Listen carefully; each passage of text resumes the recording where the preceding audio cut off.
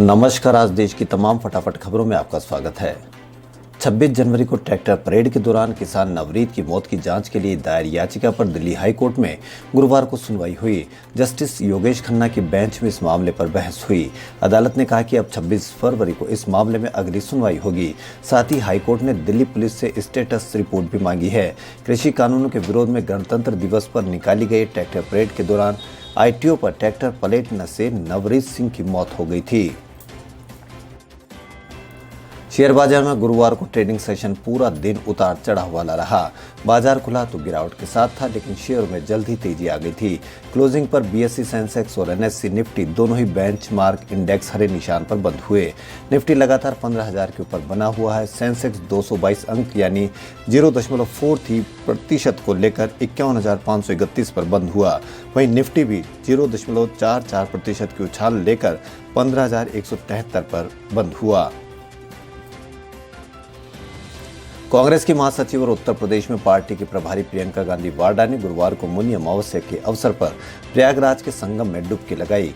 प्रियंका जहां माघ मेले में भी हिस्सा ले रही है, सूत्रों ने बताया कि उनकी प्रयागराज यात्रा के दौरान किसी राजनीतिक कार्यक्रम का आयोजन नहीं किया गया है। वो शाम को दिल्ली वापस आ जाएगी। हालांकि सूत्रों के दावे के उलट कांग्रेस की प्रभारी का कोई भी कदम बिना राजनीतिक चश्मा पहने नहीं देखा जा सकता है। उनकी हर योजना और कार्यक्रम एक लक्ष्य और संदेह के साथ पार्टी की इमेज को ध्यान में रखते हुए बनाया जाता है। वैसे भी उत्तर प्रदेश में प्रियंका गांधी कांग्रेस का एक अकेला बड़ा चेहरा है। पार्टी 3 दशकों से यहां अपने पैरों पर नहीं खड़ी हो पाई है। ऐसे में प्रियंका पर बड़ी जिम्मेदारी है। संगम में उनकी डुबकी हिंदुत्व काडर की है और उनका झुकाव को दिखाता प्रतीत हो रहा है। प्रधानमंत्री नरेंद्र मोदी ने गुरुवार को कहा कि भाजपा राजनीतिक छुआछूत में भरोसा नहीं करती है और देश चलाने के लिए वह आम सहमति का सम्मान करती है। भाजपा के विचारक और जनसंघ के अध्यक्ष रहे दीनदयाल उपाध्याय की 53वीं पुण्यतिथि पर आयोजित एक कार्यक्रम के दौरान पार्टी सांसदों को संबोधित करते हुए उन्होंने यह भी कहा कि चुनाव में भाजपा अपने विरोधियों के खिलाफ पूरी शक्ति से लड़ती है, लेकिन इसका मतलब यह कतई नहीं है कि वह अपने राजनीतिक विरोधियों का सम्मान नहीं करती है। भारत चीन के बीच लद्दाख में सीमा पर तनाव को लेकर कांग्रेस नेता राहुल गांधी ने एक बार फिर प्रधानमंत्री नरेंद्र मोदी सरकार पर निशाना साधा है। राहुल गांधी ने निशाना साधते हुए कहा कि केंद्र सरकार हमारे जवानों के बलिदान का अपमान क्यों कर रही है। इसके साथ ही उन्होंने पूछा कि हमारी जमीन क्यों जाने दे रही है। उन्होंने ट्वीट किया, पूर्व की यथास्थिति बरकरार नहीं रहने का मतलब कोई शांति नहीं। भारत सरकार हमारे जवानों के बलिदान का अपमान क्यों कर रही है और अपना क्षेत्र क्यों जाने दे रही है। राहुल गांधी ने चीन के साथ गतिरोध को लेकर राज्यसभा में रक्षा मंत्री राजनाथ सिंह के वक्तव्य के बाद बृहस्पतिवार को केंद्र पर निशाना साधा है।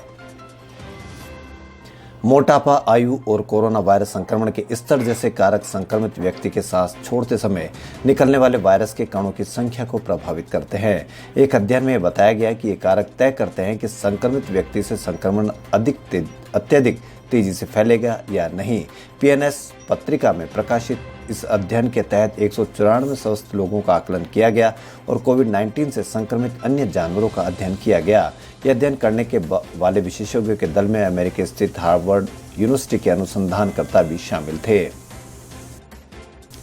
कांग्रेस के वरिष्ठ नेता शशि थरूर ने बुधवार को राज्यसभा में नेता प्रतिपक्ष गुलाम नबी आजाद की विदाई के मौके पर प्रधानमंत्री नरेंद्र मोदी के भावुक भाषण को मंजा हुआ अभिनय करार दिया। प्रधानमंत्री मोदी मंगलवार को राज्यसभा में आजाद के बारे में बात करते हुए कई बार भावुक हो गए थे। पूर्व उपराष्ट्रपति हामिद अंसारी की पुस्तक by many a happy accident recollection of A life पर आयोजित परिचर्चा में थरूर ने कहा कि ये बहुत मंजा हुआ अभिनय था। उन्होंने कहा कि आंशिक रूप से राकेश टिकैत के जवाब में था। उन्होंने फैसला किया कि उनके पास भी आंसू है। राकेश टिकैत हाल ही में किसान आंदोलन को लेकर भावुक हो गए थे। लद्दाख में भारत और चीन सेना के बीच जारी गतिरोध में बड़ी कामयाबी मिली है और पैंगोंग लेक इलाके में डिसएंगेजमेंट की प्रक्रिया शुरू हो चुकी है। रक्षा मंत्री राजनाथ सिंह ने इसकी जानकारी गुरुवार को संसद में दी। राज्यसभा में भारत चीन गतिरोध को दूर किए जाने के लिए भारत सरकार के प्रयासों पर बोलते हुए उन्होंने कहा कि इस बातचीत में भारत का रुख स्पष्ट है और हमने इस बातचीत में कुछ खोया नहीं है। उन्होंने बताया कि पैंगोंग लेक के उत्तरी और दक्षिणी किनारों पर दोनों सेनाओं ने डिसएंगेजमेंट के लिए बनी सहमति के तहत अपनी सेनाएं हटानी शुरू कर दी है और बाकी मुद्दों पर भी बातचीत करने की कोशिश की जा रही है। केंद्रीय मंत्री रविशंकर प्रसाद ने गुरुवार को राज्यसभा में ट्विटर समेत सभी सोशल मीडिया साइट्स को कड़ा संदेश दिया। केंद्रीय मंत्री ने कहा कि मैं ट्विटर, फेसबुक, व्हाट्सएप से विनम्रतापूर्वक कहता हूं कि आपके भारत में करोड़ों फॉलोअर्स हैं। आप बिजनेस कीजिए और पैसे कमाइए, लेकिन आपको भारत के संविधान का पालन करना होगा।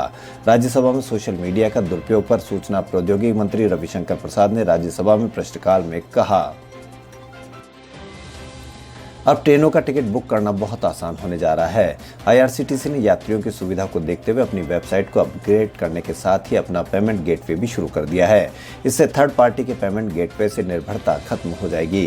वहीं टिकट बुक करने के लिए किसी बैंक के पेमेंट गेटवे पर भुगतान में लगने वाले समय की बचत होगी। इसके अलावा अगर कोई यात्री अपना टिकट रद्द करता है तो उसका रिफंड भी तुरंत खाते में आ जाएगा।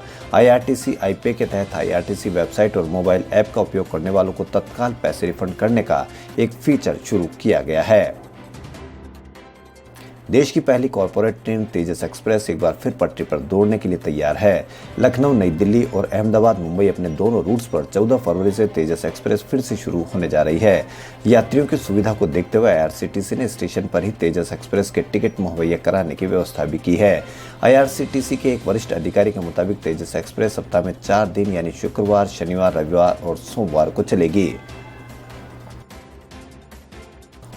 महाराष्ट्र सरकार और राज्यपाल भगत सिंह कोश्यारी के बीच विवाद एक बार फिर बढ़ गया है। सरकार द्वारा राज्यपाल भगत सिंह कोश्यारी को गुरुवार को हवाई यात्रा की अनुमति देने से इनकार कर दिया गया। इस संबंध में राज्यपाल सचिवालय ने महाराष्ट्र सरकार को 2 फरवरी को पत्र लिखा था। इसके बावजूद उन्हें सरकारी विमान से जाने की अनुमति नहीं मिली। गुरुवार को राज्यपाल जब उत्तराखंड जाने के लिए मुंबई हवाई अड्डे पहुंचे तो पायलट ने उड़ान भरने से इनकार कर दिया। इसे लेकर भाजपा नेता सुधीर मुनगंटीवार ने कहा कि राज्यपाल को विमान से उतार दिया गया। लोग इस सरकार को सत्ता से बाहर करेंगे। इतना ही नहीं, भाजपा नेता ने कहा कि सरकार को राज्यपाल से माफी मांगनी चाहिए। देश में कोरोना वायरस के दैनिक मामलों में उतार चढ़ाव का सिलसिला जारी है। पिछले 24 घंटों में संक्रमण के 12,923 नए मामले रिपोर्ट किए गए। बुधवार के मुकाबले आज रिपोर्ट किए गए मरीजों की संख्या में बढ़ोतरी दर्ज की गई है। कल संक्रमण के 11,067 नए मामले सामने आए थे। वे संक्रमण मुक्त मरीजों की संख्या बढ़कर 1 करोड़ 5 लाख से ज्यादा हो चुकी है। वहीं कोरोना के मामले में भारत की स्थिति काफी बेहतर होती जा रही है। 138 करोड़ की आबादी और तमाम विपरीत परिस्थितियों के बावजूद कम समय में भारत ने कोरोना पर काबू पा लिया है। नतीजा यह है कि दिसंबर तक जहां हर 10 लाख की आबादी में 11,000 से ज्यादा लोग संक्रमित पाए जा रहे थे, अब 7,830 मरीज पाए जा रहे हैं। मौत के मामले में भी गिरावट दर्ज की गई है। 31 दिसंबर तक देश में हर 10 लाख की आबादी में 168 लोग जान गंवा रहे थे, जो यह घटकर 112 रह गई है। देश में कोरोना मरीज लगातार घट रहे हैं। मौतों के आंकड़ों में भी कमी आई है, लेकिन कोरोना का खतरा भी टला नहीं है। अब भी रोज 10,000 मरीज आ रहे हैं। आईसीएमआर के एपिडेमियोलॉजिस्ट और कम्युनिकेबल डिजीज के वैज्ञानिक डॉक्टर समीरन पांडे बताते हैं कि राष्ट्रीय सीरो सर्वे से स्पष्ट है कि अभी भी देश में करीब 75% लोगों के लिए खतरा टला नहीं है। अभी कुल मरीजों में महज 1,43,000 ही सक्रिय मरीज हैं। खबरों फिलहाल इतना ही। यदि आपको हमारा चैनल पसंद आए तो लाइक, सब्सक्राइब और शेयर अवश्य करें। धन्यवाद।